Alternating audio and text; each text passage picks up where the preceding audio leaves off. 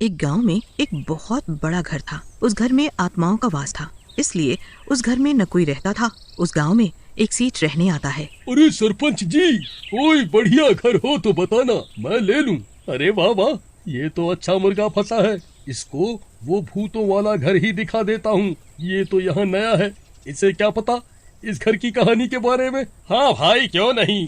एक घर बहुत ही अच्छा है और खुला खुला भी है, पर थोड़ी कीमत ज्यादा है उसकी, क्योंकि गांव का सबसे बड़ा घर वही है। अरे घर बढ़िया होना चाहिए, मैं आपको मुंह मांगी कीमत दूंगा।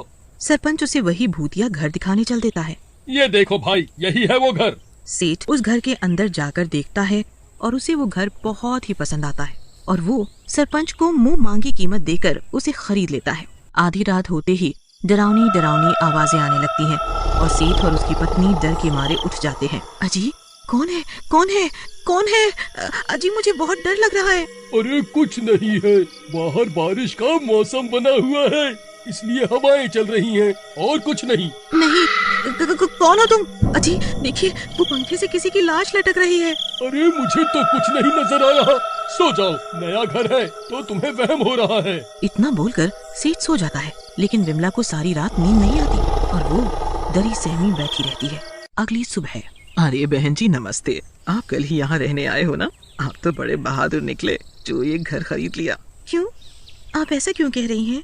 तभी सरपंच वहाँ से गुजर रहा होता है और उनकी बातें सुन लेता है। अरे नहीं नहीं, कुछ नहीं, ये घर बहुत बड़ा और महंगा है ना, इसलिए ये ऐसा कह रही हैं। अरे ये कौन रो रहा है? अजी उठिए, उठिए ना, उठिए। देखिए ये कैसी अजीब सी रोने की आवाजें आ रही हैं। पक्का इस घर में कुछ है। अरे यार, तुम्हें कोई काम तो है नहीं, पूरा दिन खुद तो सो लेती हो और रात में तुम्हें तुम्हारी सहेलियां दिखाई देने लगती हैं। मैं तो थका हारा होता हूँ, मुझे तो सोने दिया करो। नहीं जी, वो देखो, पंखे से औरत की लाश लटकी हुई है। आओ, आओ मेरे पास आओ, तुम मेरे घर में रहने कैसे आ गए? विमला बहुत डर जाती है। तूने मेरा घर कैसे खरीद लिया? ये सिर्फ मेरा घर है, चला जा यहाँ से। अरे ये क्या है? तुम कौन हो भाई? ये मेरा घर है, मैंने इसको मुंह मांगी कीमत देकर खरीदा है। चला जाओ यहाँ से, नहीं तो तुम दोनों जिंदा नहीं बचोगे। अरे जा जा, मैं नहीं डरता, तुम हो कौन? इतना बोलते ही उस आदमी और औरत के पूरे परिवार वालों की लाशें भी सेठ और विमला को रस्सी से लटकते हुए दिखाई देने लगती है और वो उनके बिस्तर के चारों तरफ लटक रहे होते हैं। वो लाशें लटकती हुई बहुत ही डरावनी लग रही होती है। सेठ और विमला उन्हें देखकर बहुत डर जाते हैं। भाई, तुम इतने सारे भूत कहाँ से आ गए हो? मुझे माफ कर दो, मुझे नहीं पता था, मुझे तो सरपंच ने ये घर बेचा है, मुझे छोड़ दो। वो सरपंच ही तो सारी मुसीबतों की जड़ है, उसी की बातों में आकर ही मेरा पूरा परिवार मर गया। वो हमें मारकर हमारा घर हड़पना चाहता था, लेकिन हम किसी को भी इस घर में रहने नहीं देंगे। कल सुबह होते ही यहाँ नजर मत आना, समझ गए? फिर सुबह हो जाती है। अजी, उस सरपंच के बच्चे को बुलाओ, ये सब हमारे साथ क्या हो रहा है इस घर में? नहीं नहीं, वो हमें कभी सच नहीं बताएगा। अजी, वो साथ वाली कविता है ना, वो मुझे उस दिन कुछ बताने वाली थी, सेठ ने रोक दिया उसे। तो चलो उसी से सारा सच जानते हैं, चलो। फिर दोनों कविता के घर जाते हैं और उसे सारी बात बताते हैं। वो सरपंच के डर से उन्हें टालने की कोशिश करती है। कविता बहन, हम मुसीबत में हैं, तुम ही हो जो हमें सारा सच बता सकती हो, हमारी मदद करो। ठीक है, लेकिन सरपंच को पता नहीं चलना चाहिए कि मैंने तुम्हें उन आत्माओं का सच बताया है। कविता उन्हें पूरी कहानी बताती है। उस घर में सुरेश अपनी पत्नी, माता पिता और 2 बच्चों के साथ रहता था, लेकिन वो बहुत ही अंधविश्वासी था। एक दिन, अरे सरपंच जी, कम पैसे में अब गुजारा नहीं होता, काश कोई उपाय होता जिससे मैं अमीर हो जाऊं। उपाय तो है, मेरे पहचान के एक बाबा जी हैं, उन्हीं के उपायों को मान मान कर मैं इस गांव का सरपंच बना हूँ। वाह, फिर तो मुझे भी मिलवाओ उनसे। चलो ठीक है फिर, आओ बेटा आओ। मुझे सरपंच जी ने सब बताया। मेरे पास तुम्हारे अमीर होने का उपाय है, लेकिन वो बहुत ही खतरनाक है, तुमसे नहीं होगा। नहीं बाबा जी, आप बताओ, मैं अमीर बनने के लिए कुछ भी करूँगा। ठीक है, तो सुनो, तुम्हें अपने सब परिवार वालों के साथ ही उपाय करना है। तुम सबके मुंह को कपड़े से ढक लेना और रस्सियां बांधकर खुद को फांसी लगा लेना और भगवान का नाम लेते रहना। डरो नहीं, तुम मरोगे नहीं। कुछ ही देर में तुम्हारी रस्सियां खुद ही जल जाएंगी और फिर अगले ही दिन से तुम अमीर होने लगोगे। क्या हुआ, डर गए? नहीं नहीं बाबा, मैं ऐसा ही करूँगा।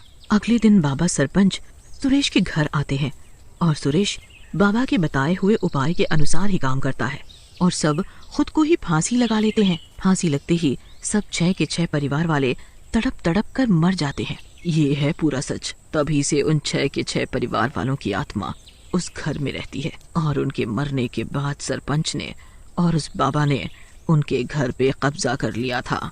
डर के मारे कोई गांव वाला सरपंच के खिलाफ नहीं बोलता। और फिर सेठ और विमला अपने घर वापस आ जाते हैं और रात होते ही वो सब लाशें फिर से उन्हें दिखने लगती हैं। तुम अब तक गए नहीं यहाँ से? सेठ, तुझे अपनी जान प्यारी नहीं है क्या? ये लोग ऐसे नहीं मानेंगे, इनको कच्चा ही चबा जाते हैं। वैसे भी बहुत दिनों बाद इस घर में कोई रहने आए हैं। हाँ हाँ माँ, बहुत भूख लगी है, खाना दो, इसको ही खाना है। अरे मर गई रे भाई, हमें मत मारो, हम तुम्हारा सच नहीं जानते थे, लेकिन अब हम सब जान चुके हैं। तुम्हारे साथ बहुत नाइंसाफी हुई है। सरपंच ने तुम्हें और तुम्हारे परिवार को धोखे से मरवा डाला। उसने मेरे साथ भी धोखा किया और ये घर मुझे बेच दिया। बताओ, इसमें मेरी क्या गलती है? उस सरपंच का नाम मत ले। एक बार वो मेरे सामने तो आए, उसे मैं छोड़ूंगा नहीं। और इस घर में कोई नहीं रहेगा। जा यहाँ से। भूत भाई, इसमें हमारा तो कोई कसूर नहीं है। अब आप जो कहेंगे हम वैसा ही करेंगे, पर हमें इस घर से मत निकालो। हमने पूरे जीवन की जमा पूंजी इस घर में लगा दी है, हम कहाँ जाएंगे अब? ठीक है, उस बाबा और सरपंच को यहाँ लेकर आओ। फिर सेठ और उसकी पत्नी ऐसा ही करते हैं। सरपंच जी, मैं अपने नए घर में पूजा कराना चाहता हूँ। आप किसी बाबा को जानते हैं? मैं अच्छी दक्षिणा दूंगा उन्हें।